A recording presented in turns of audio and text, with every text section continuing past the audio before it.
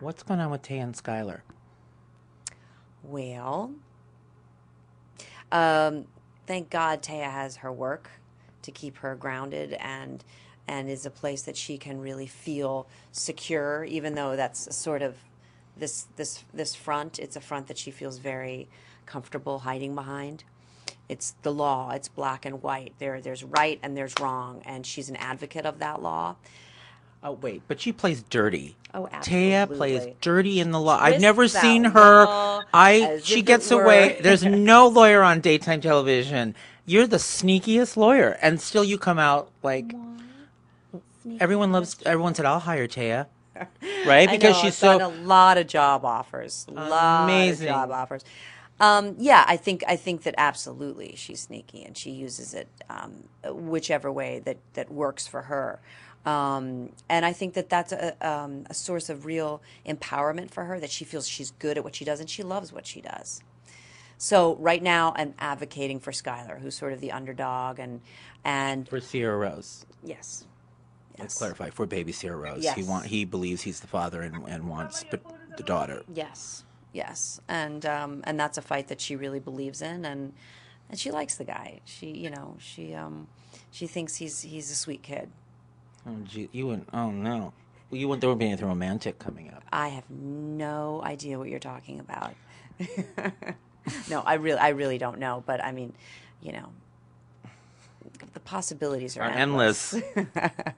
How do you feel about the whole paternity storyline as a human being? There's this baby, and then the mother's dead, and we know that you don't know that the biological father is. I don't. You don't know that it's I don't. yeah, Fish. Right. If she found out it was Fish, what would she do? Would she still represent Skylar? Well, it's interesting Because because that seems unethical. Something she would do. oh, absolutely. I mean, Yeah. but the reason I think that Taya was drawn to Skylar initially with this configuration, Taya thinking that Skylar is the father, is because it really paralleled what just happened between Todd and Danny.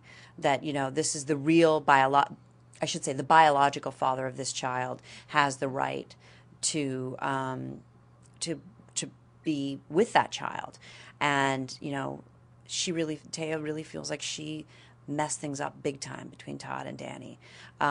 Granted, she didn't know for a long time that it was for sure Todd's. She was in a massive denial. She didn't want that to be the case. But the fact is that she did keep her daughter away from her biological father, and that was a huge mistake, and she's had to pay for it. And she wants to sort of make that right with Skylar and Sierra. What would you love to see happen to Taya? Let's just say you could. Ron's the most brilliant writer, but let's just say you had an idea. You've done so many things, but was there something you'd love to see happen to her? Like she loses her left ear? I don't know, like something either physical, a health issue, a kind of court case, a long lost somebody comes back. It would be interesting to see her deal with her father. Her mother passed away, but I think her relationship with her father, I mean, as it is for a lot of women, their primary relationship with men is defined by their relationship with their dad. And her dad was the super of this building who worked really hard bringing her up on his own. And there was a level of not being able to get his attention and his love that I think has stayed with her, and she carries with her in her relationship with Todd.